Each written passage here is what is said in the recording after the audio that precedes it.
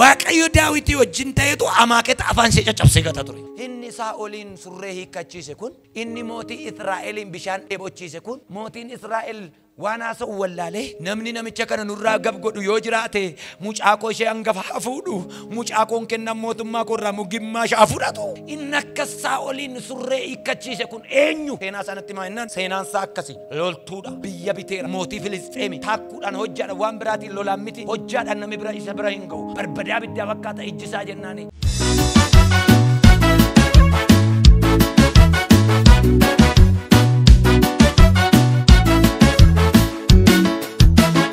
Mata duree akkas jettu sitti dubbadha. Waan si mudatetti Yesuusiin Fuudhii Deemin jedha.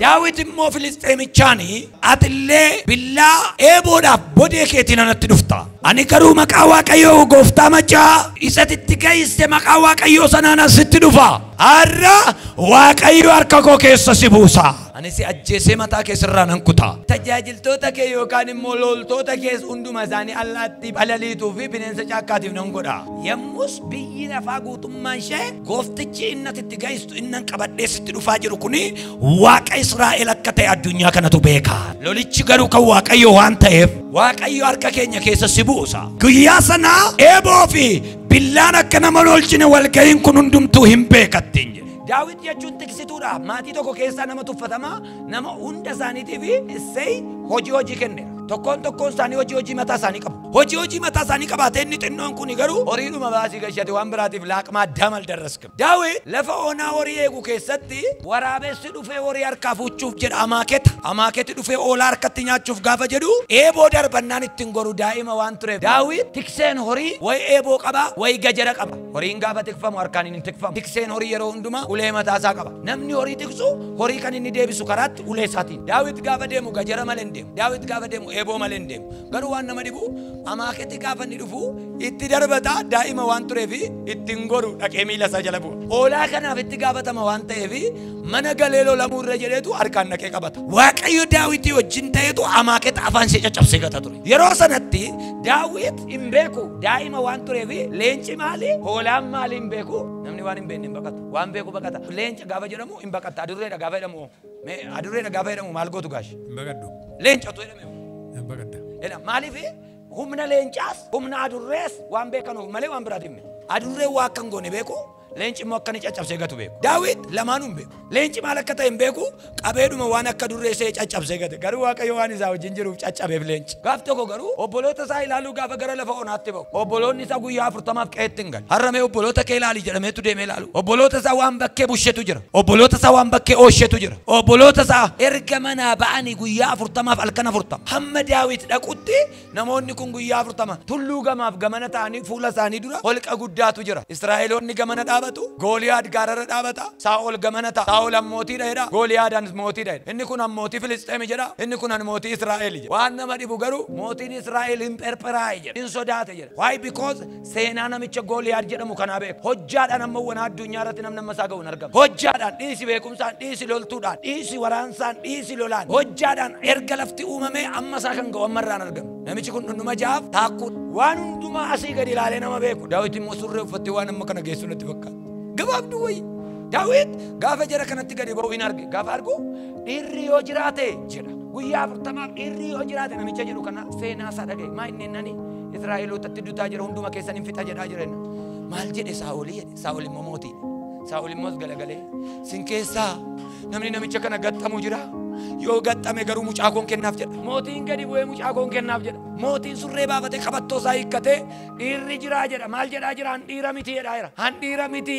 Waaqumatu muudee harka Saamu'eel harkatti muudameen otoo harree barbaadaan jiru. Otoon harree barbaadaa jiru Waaqayyo mootiidha naan jedhe malee handhiira miti. Dhiirri yoo jiraate kana booddee jedhe. Dhiirri yoo jiraate dhufee iddoo koo galee mucaakoo fuudhee namicha kana gabnurraa godhu. Eewunni kana dubbataa jiru jedhe Daawit. Eewunnaasaa kana haasaa jiru jennaan mootii Israa'el isa jedhamu. Isa takka sittaasaa Saa'ol takka sittaasaa. Saa'oliin keessaa inni onnee isaa akka dhadhaatti baqse kun eenyu jedhee gaafate. Saa'ol goota waggaa 40 biyya bushe. Goota waggaa 20 Israa'el irratti Waaqayyo muudee bushe. Eenyunni mudhii isaa eekkachiise jennaan Goliyaad jedhama. Namichi akkamii jennaan seenaa namicha gaafa gaafatu dhundhuma jaaftaa akkoo akka ta'e dhagaye. Baay'ee guddaadha. Mee waan tokko natti maa jedhe. Kakuu qabaa namichi kun jedhe. Kakuun qabu jedhe. Dhanna qabateeraa jennaan dhanna hin qabanne. Baqqaa dhiisaa jedhe. Kan Waaqayyo duukan jirre hunduma nan garagashaane. guyyaadhaan yoo jedhe iyyuu kan nan qabanne si dura dhaabachuu hin danda'u. Namni tokko iyyeeti annan caalaa hiribee maal? Inni Saa'oliin surree hiikkachiise kun, inni mootii Israa'eliin bishaan dheebochiise kun, mootiin Israa'el waan haasa'u wallaalee namni namicha kana nurraa gab godhu yoo jiraate mucaakoo ishee hangafa hafuudhu, mucaakoon kennan mootummaa koorraa mugimmaa ishee hafuudhatu. Inni akka Saa'oliin surree hiikkachiise kun eenyu? Seenaa sanatti maa'inaan seenaan isaa akkasi loltuudha. Biyya biteera mootii Filisxeemi taakkuudhaan hojjaadha waan biraatiin lolaan miti hojjaadhaan namni bira isa bira hin ga'u. Barbadaa biddaa fakkaata ijjisaa jennaani. Eeyyee hojjaan isaa meeqa jettan? Meetira sadiif kaayaadha. Ishi garantii sanatti maa'inaan garantiin isaa hojjaa isaati jedhan. Garantii sanatti maa'inaan garantiin isaa bodee isaati jedhan. Garantii sanatti maa'inaan garantiin isaa gajara isaati jedhan. Gajarri garantii ta'uu hin danda'u. Bodeen garantii ta'uu hin danda'u. Garantiin koo Waaqayyoodha kan jedhu namni tokko galgala kana ameenaa jedhe. Bodeen garantii ta'uu hin danda'u. Gajarri humna ta'uu hin danda'u. Jarri meeshaa isaaniitti dhaadatu nuti garuu Waaqayyoo Waaqa maccaatti dhaadanna. Garantiin namicha kana maal? Giraawundii namicha kana natti maalirra dhaabatee jira innaan bodeerra dhaabatee jira. Maalirra dhaabatee jira innaan sibiilatti hirkata. Biraazar sibiilatti hirkata yoo ta'e dafii qalbii diddiirradhu. Namni gajaratti amanu gajaraan du'a jedhama caafi. Kan seefitti amanu seefitti amana, kan billaatti amanu billaatti amana, kan Waaqayyotti amanu garuu bara baraan darbee jiraata.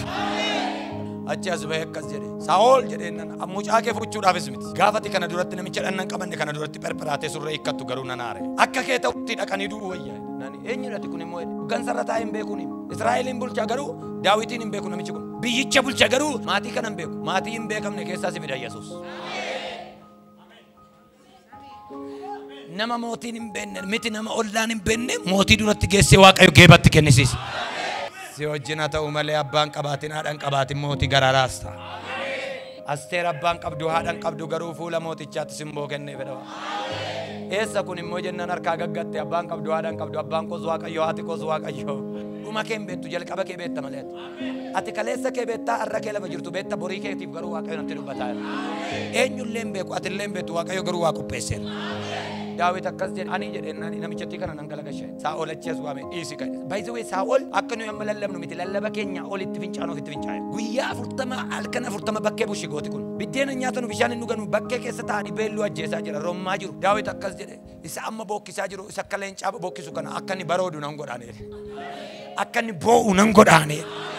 Saa'ol akkas jedheeni mucaan ana jedheenaan du'i isiin jedhame jedheen rukutami isiin jedhame jedheen kaballaasaa jalaan ooltu kamiifuu jedheen gaafachi baanu wattaaddaraan gaafa jettu loltuudha gaafa jettu wayyaa wayitu beekamaadha wayyaadhaan beekama loltuun mee wayyaa kee uffadhu jennaanii gaafa uffatu surreen namichaa mudhiin ittiin ta'u hojjaan ittiin ta'u surreen inni na dabarsa jedhee uffate kuffisuudhaaf ka'e xalafe maaliif hojjaan Daawit dhundhuma tokkoof taakkuudha surreen namichi kenneef meetirii lama mee surree dheeraa tokko uffadhu ilaali godanatti hafa jennaanii kobololol gooteetu Yesuus mette kana ufadhu maalenna waan hin bareenidha kun maalenna qullaadhuma koona wajjin ta'e Yesuus wayyaa laalee nama wajjin hin ta'u Waaqayyo wayyaa laalee loltuu nama godhu waan ta'eef narraa baasaa namichi kun jedhama caafi qulqulluun qaamni isaa hundinuu sibiilaan kan haguugame adda isaa kana duwwaatuyyuu blank space qaba qaamni isaa hundinuu haguugamaadha iddoo ija isaa iddoo afaan isaa fi alakkas fuula kana duwwaatuyyuu mul'ata rasaasa tokkos maal godhi namicha kana hin dandeessu namichi kun of jajaa waan hundumaan of gaheera nama jedhu garuu akkas jette Daawit Waaqayyo gadi buute cirracha bishaanii fuuteetu ati na wajjin jiraannaan hette kana darbadhee lafaannaan rasaasa miti sina manadha kun garuu mallattoodha milikkita jetteetiyyuu xaxarii shan fudhattee deemte gaafa seen deemuu jalqabdu beektoti macaafaa seen maal jedhu ofiisii shanan fuutee baate ofiisii raajii ofiisii wangeelaawii ofiisii paastarii ofiisii waldaa keessaa shanan fuutee kiisii kaa'atte hojii hafuuraatiin isheen hojjette sun kiisii kaa'attee deemte isa keessaa garuu tokkittii fudhatte ofiisii sana keessaa tokkittii fudhatte eenyudhatii jennaani waa'ee koo miti waa'ee keessittan hima waa'ee koo sittan hima dhaggeeffadhu waa'ee koo sittan hima waa'ee keessatti hima ati waa'ee koo kan natti himtu eenyu waa'ee keeyyuu natti himi ati sareena seetee arcummee kan fudhattee deemtu jennaan isa situ jedhe kabbaad no isa situ jedhe jechuun baay'ee turgumaallo Yihuudaan Yesuusiin akka jedhe gaaf tokko Yesuus anaa laata kan si gurguru jennaan ati jetteetta jedhe situ jedhe jechuun inni tamma jette dhugaadha jechuudha Daawit gaafa Gooliyaaditti dhufu an sareedhaa jennaan ati jetteettaam jedhe anerra deebi'ee sitti muun hin barbaachisu jedhe waa'ee koo jennaanii waa'een koo sittan hima jedhetu Waaqayyo lafa onaa keessatti na leenjise akka kee beeta mangistiidhaa akka hin dhufne jedhe eessaa dhufte nan kattaa keessatti maakeetaaf leenca gidduudha Daawit ani mangaagaa bineensaa keessaa ooleen dhufe jedhe amaakeetarraa ooleen dhufe jedhe ani leencaa wajjin fuulleetti wal argeen irraa ooleen dhufe waan afaan bane baay'ee jalaa ooleen dhufe eeboo kakkatti darbatame jalaa ooleen dhufe daawit akkas jedhe afaan leencaa mangaaggaa lama gidduudhaa shaqaqaqaq godhee na baaseera Waaqayyo. Ani nama du'a sodaatu miti du'a baay'ee bira dabarsee na fideera Waaqayyo. Ani nama beela sodaatu nama sodaatu miti nama ija bishaanii sodaatu Waaqayyo na duukaa ba'eera. Namni tokko iyyiti ani waanan fuudhee ba'e beeka jedhame maal. Daawit akkas jedhe waa'ee koo yoo barbaadde hamaaketa leenca waraaressaa wajjin wallaansoo qabee nama mo'atedha. Waaqayyo achitti nan ganne lafa onaattuu nan ganne. Ati kanatti qabatte waa'ee kee mootittani maayidheetiyu waa'een kee jedhen oo yennaani ati nama dhannan qabannedha. Waa'ee dhundhuma kee jaasitti ni mu'an ani waanan beeku waa'ee kee gaadidduu hin qabdu ati Waaqayyotti wajjin hin jiru yoo guddatte iyyuu irraan gadee galagaltee kuftaa jedheen. Eenyudha ati akkas naan jettu yennaan akkas godee gaafanni dhagaasaa itti godhu adda isaa keessa ilaali dhanni isaa hunduu haguugamaadha. Blank space as jirti.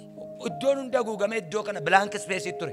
Daawit xaxariin se'an kaakeera iddoo ati ilame hammanni Gooliyaad akkana iddoo hundumaa shaffanadheera. Du'a jalaa dhokadheera innaan iddoo ati hin shaffananne tokko jira siifan shaffanaa jedheen Daawit. Ilame seexanni kan beeku caalaa iccitii isaanii dabarsee sitti kenna Waaqayyo. Iddoo inni shaffananne tokkotti agarsiise Waaqayyo. Gaafa godhu iddoo inni shaffananne sanatti dhattee kirkirreette. Namni gaafa asiin boksiidhaan rukutan duubatti moo boodatti moo fuulduratti kufa. Duubatti kufa.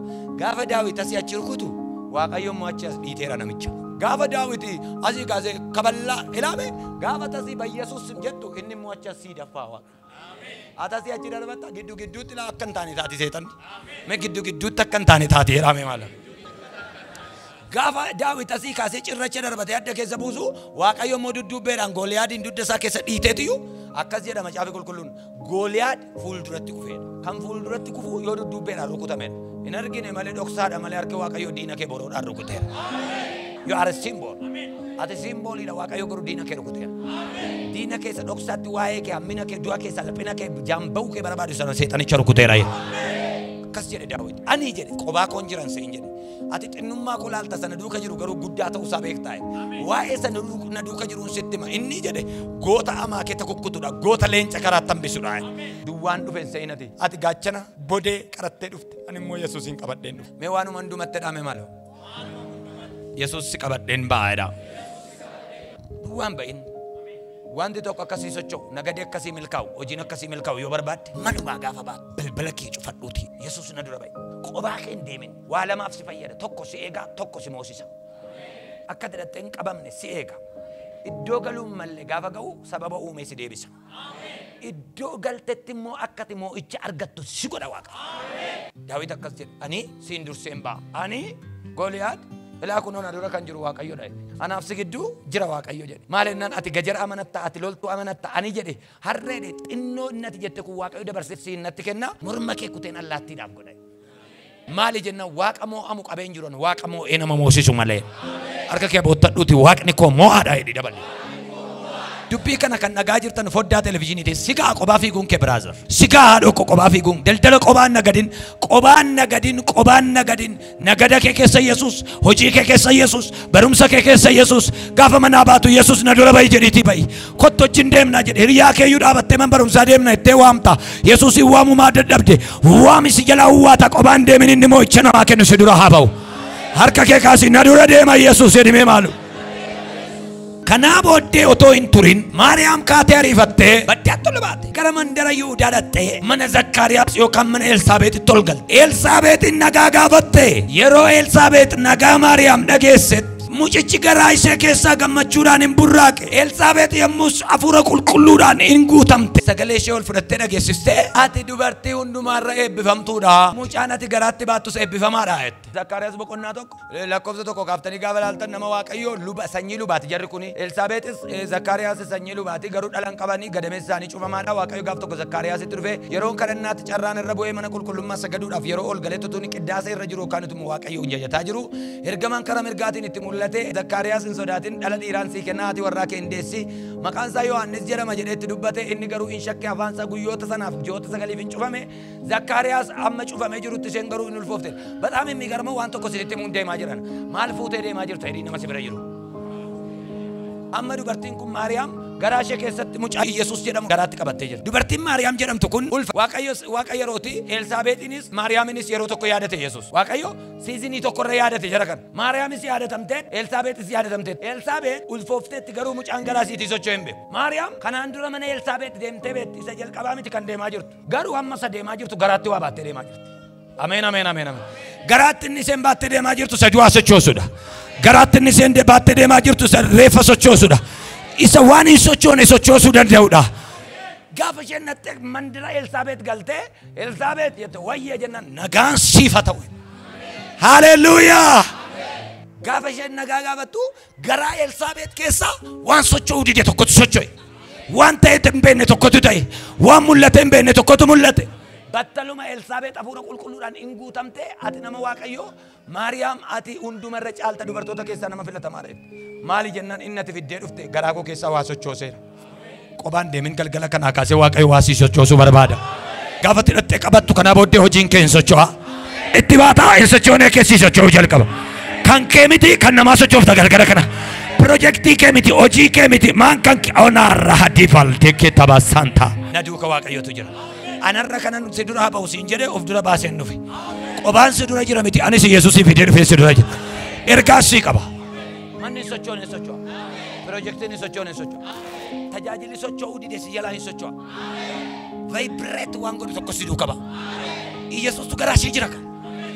Maariyaam miti kan naqee sochoose. Isa sochoosu fuutee baate. Maariyaam miti kan sochoose. Akka jedhu Waaqayyo waan sirkaar caasee si deebisa jedhama. Nagaarca'ee paarca'ee ikoonomii harca'ee nan deebisa. Harka namaa keessaa maagneetti ilaalaa jira Waaqayyo keedha. Har'aa kaasee isa sirka harca'ee nan deebisa. Waan sirka harca'een beeku elaa oofuudhin harkaa darbadheedha. Si badee. Waan harca'een deebisa jedha Waaqayyo. Mee deebi'aa jira kan koo jedhe. Fuula Waaqayyotti ilaalta waan deebi'aa jiru. Harka namaa akkas jedhetti lafa wanti ta'e olootu utaalee harka namaatti galuu ilaala. Maali kun jennaan Waaqayyo isa harka harca'een deebisa jedhe Waaqayyo. Ayyaana sirka harca'e, hojii sirka harca'e, daldala sirka harca'e, eebba sirka harca'e, gaa'ela sirka harca'e, jireenya sirka harca'e, barumsa sirka harca'e, maqaa Yesuusiin har'a riistoor godhee deebiseera.